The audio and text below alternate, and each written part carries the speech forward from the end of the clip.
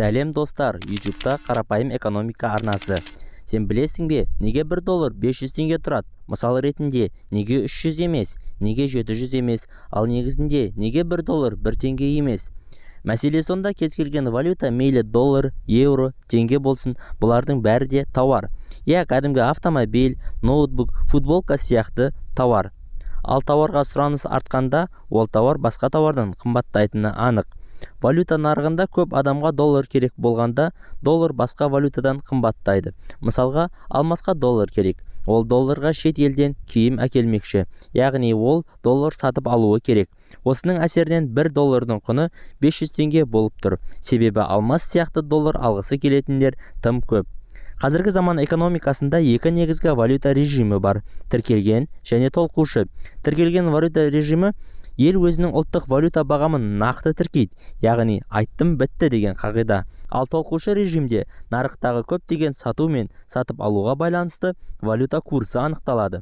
Мысалы, Ресей Федерациясы толқушы режимнен тіркелген режимге жақында ғана ауысты. Яғни Украинадағы соғысқа дейін валюта курсын нарық реттейтін. Ал қазір Кремль $1 80 рубль деп отыр. Алайда Мәскеу көшелерінде 80 рубльге доллар сатып ала алмайсың.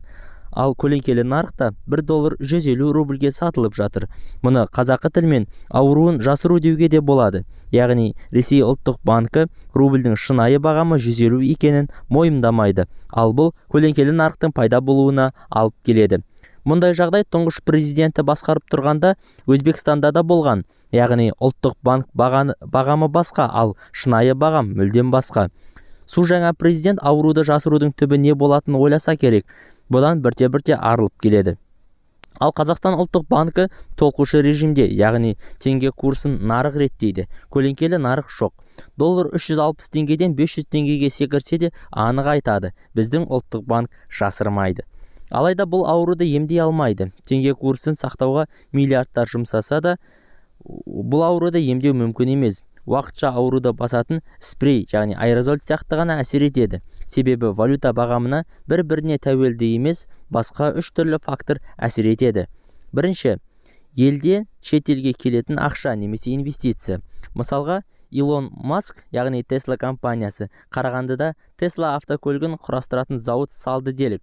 Яғни миллиардтаған ақша құйылды. Ел заңнамасы бойынша жұмысшыларға жалақысын тек ұлттық валютада, яғни теңгемен беруі керек. Яғни табысының бір бөлігін теңгеге ауыстырады. Алайда бұл ауыстыру емес, теңгені сатып алу болар еді. Армандау зиян емес, армандамау зиян. Алпауыт компаниялар келу үшін елде демократия, жоғарғы қауіпсіздік және ең болмағанда әділетті сот жүйесі болуы керек.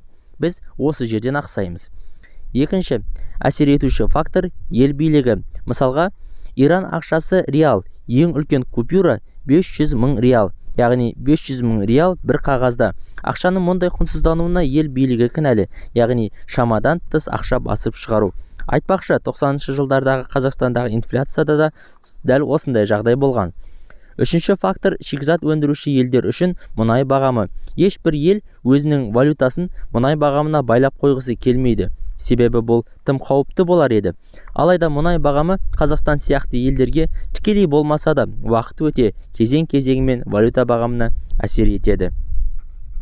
Қазақ халқының экономикалық сауаттылығын арттыру үшін құрылған қарапайым экономика арнасына тіркеліңіз.